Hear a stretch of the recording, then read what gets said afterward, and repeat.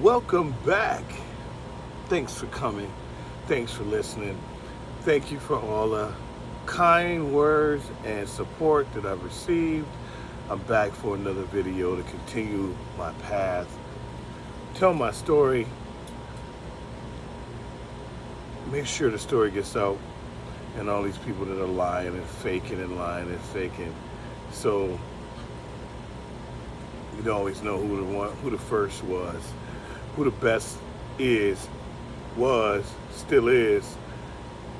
Akil Adams, East Grand Boulevard and Mac. You heard me. So anyway, first thing I want to do is say a special thank you to my buddy Pat Barton. Funny story about Pat Barton I'll get to later, but he was so kind enough to be able to pass along some information so I could get some past hockey footage of myself, which I haven't been able to get or keep up with over the years, and it's a godsend, and I'm so thankful again. Shout out to Pat Barton, former Guelph Storm player, former um, um, opponent that I played against, and thank you again. So I wanted to get back into what happened with me after my Michigan Nationals experience. What ended up happening that year is I had a really good year, and it was like probably one of the best years of my life to this day.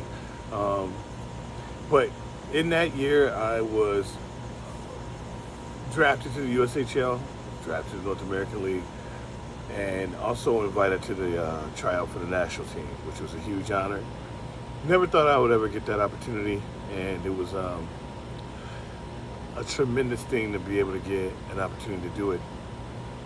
So I'm on top of the world, and I go to the tryout for the select team. There was one in Oak Park. If you made it out of Oak Park, you would be selected to go and try out for the big team if you make it out of your state. And then you go, only 35 people make it out of Michigan at the time. I was one of them.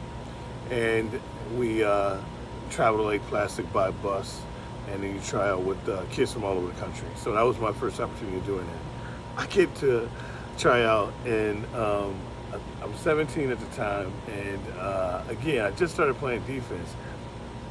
So all I knew how to do was rush the puck, but I didn't know how to defend really. I didn't know spacing and different aspects of defense. I didn't really know it that well, but I knew how to rush the puck, and that's what I did. And unfortunately, it wasn't enough to make the team, but I had a great experience trying out, and I rushed the puck a whole lot when I was there. Just didn't play a whole lot of D. But, Slater was there. Well, you've heard Slater's name a lot. He did really well.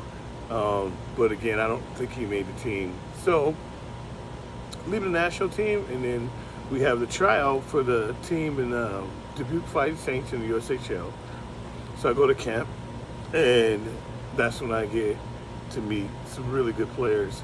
Again, this is starting to get more and more difficult, but more and more fun, because everybody's starting to be good. It's no slouches at all, and I'm starting to realize that you have to be on your game all the time. So that's when I was introduced to Chris Ferraro and Peter Ferraro.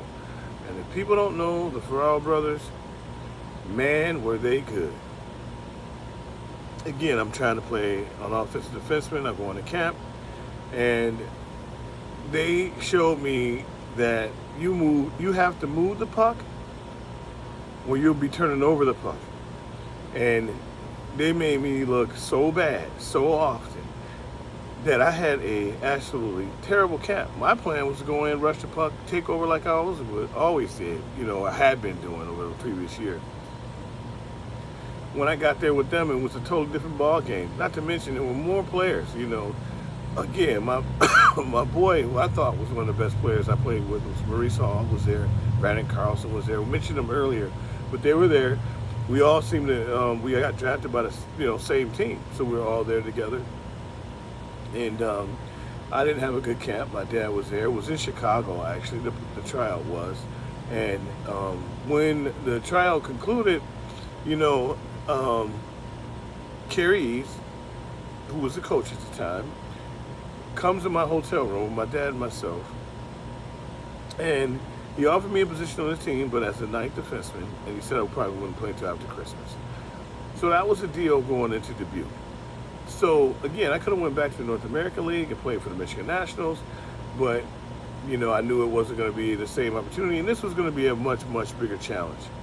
But I'll tell you, there's some things that really helped me, and I may be going too fast, but going to play in Dubuque was a great experience.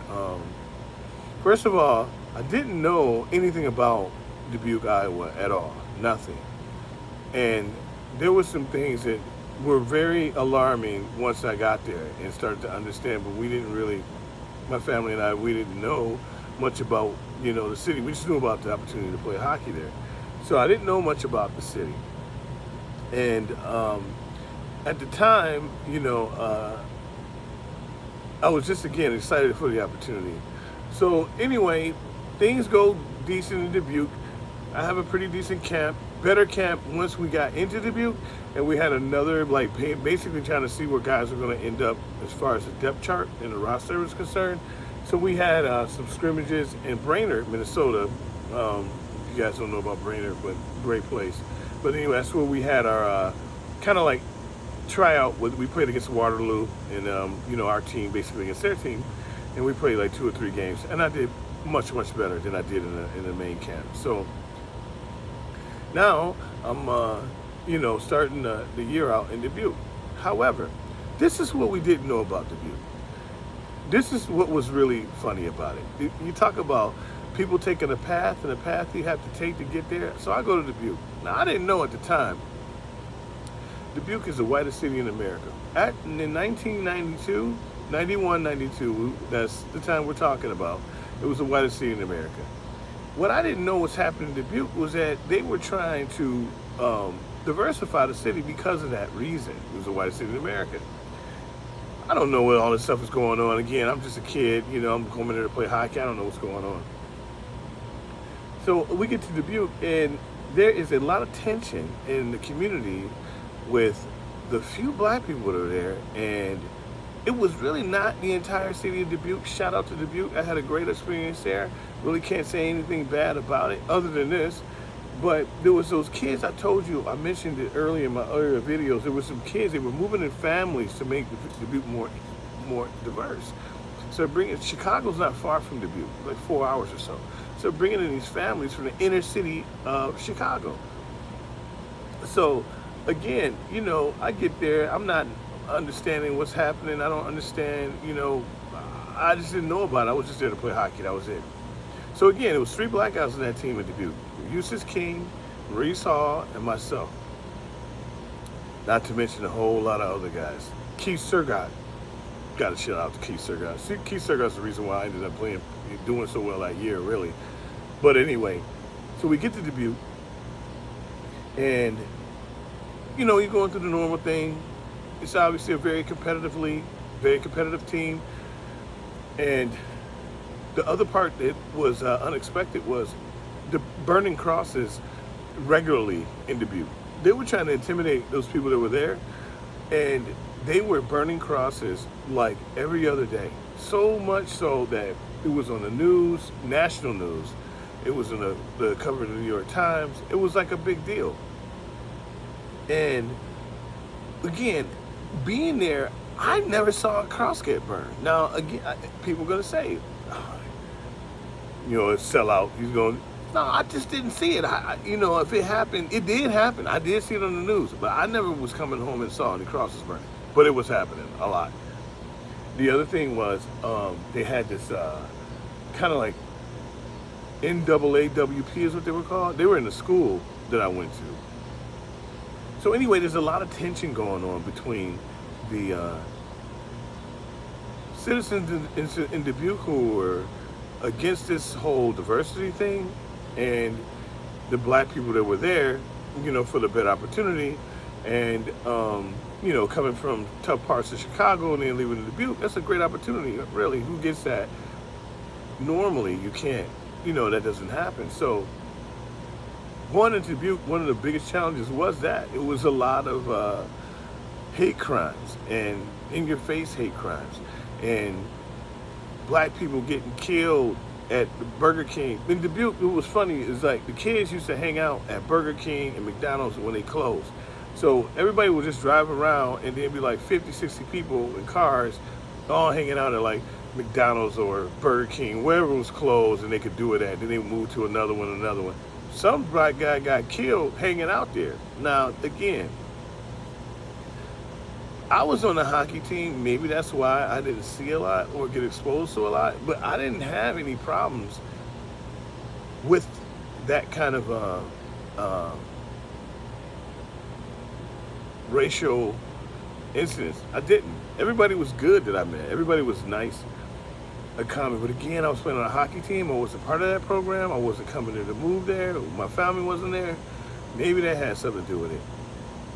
But not too many people will have to go and play junior hockey, their best year, the most important year. And not only is that tough, but then you got this whole thing going on in the city with them burning crosses every day, killing black people that they could find. I mean, it sounds scary, but honestly, when I was there, I just was so sheltered that I never really had any problems with that. Here's my thing. Here's the one thing that did happen. I got hurt later in the year. I had a bruised MCL. So I was able to leave school early one day. I didn't know what was going on. I really was just trying to get out of school early. I had crutches, but it was just a bruised MCL. It wasn't really that bad. I just made it worse because it gave me more opportunity to like get out of school early. You know, who doesn't want to do that? So I get out of school early, and I'm Scotty Parmentier, who again, shout out to Scotty Parmentier. But he was the one that helped me. He was like, yeah, I'll help you carry your bags, like my school bag, and we'll leave together, get out early. Okay, cool. So we leave, we get out early, and the Klan is outside the school, the real Ku Klux Klan. And then it was a bunch of like those guys I told you from Detroit. So when we came out to school, I mean, not from Detroit, they were from Chicago. So when Scotty and I came out of the school, the black dudes ran up to Scotty and grabbed him. And I was like, whoa, he's on my team. You know, he's cool, man. He didn't do nothing to y'all. You know, like, ease up. And they were like, okay, yeah. And they were like, yeah, that's the kill. He a hockey guy. He not in this. So they let him go, let me go. As soon as we leave to go to our car, all hell broke loose. Them black people, them black vice lords, or whoever their crew was that they brought to help them out, them Klan members came together, all hell broke loose.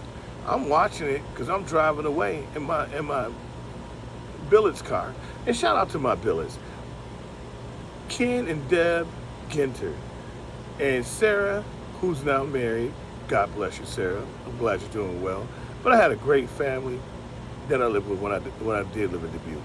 But anyway, so this thing happens, and after this event at the school happens, I get called into the principal's office maybe like, I don't know, a few days after, and they asked me, was I comfortable coming to school every day, or would I like to just, get homeschooled? Basically, they just send my homework and schoolwork home, and I don't have to come to school.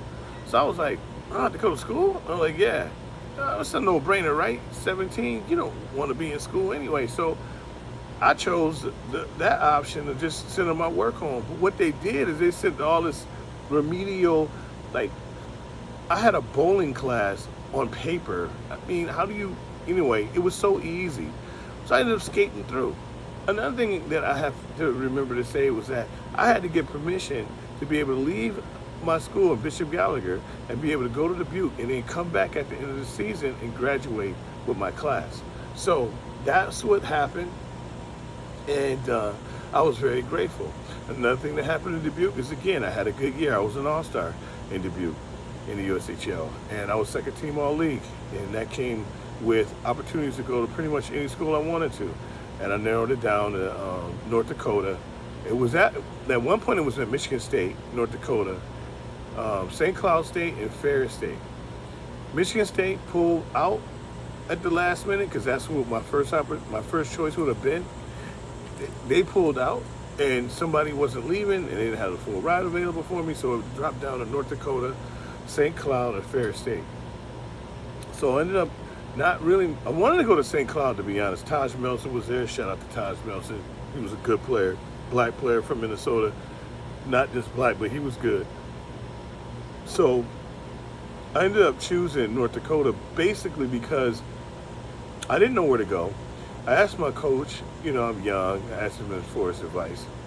So, of course, if anybody knows Kerry East, of course he's going to say North Dakota, right? Because that's where he went. He's a huge North Dakota guy. I mean, he still is to this day, and that's where he told me to go. You can't be mad at him for it. So I ended up picking University of North Dakota, and that's where I made my decision to go. So the best part about this whole story is how it actually transitioned into that, right? So I have a good year, a really good year, probably one of the best years of my life. Second team all league, all-star selection, pretty much go to any school I wanted to. Played with Keith Surgott, who was 6'6", made it easy. I just basically had to just make sure he didn't get beat to the outside, so I had to cover the middle, playing the right side, he was on the left, and we worked good together, and I had a good year, and I had to really thank Keith Surgott a lot because he was a big reason for that.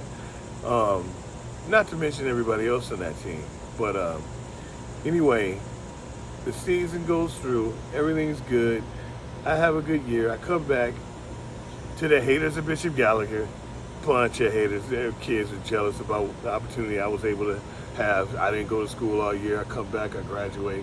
Didn't really go to female classes. It was a little bit of preferential treatment in there, but what are you gonna do?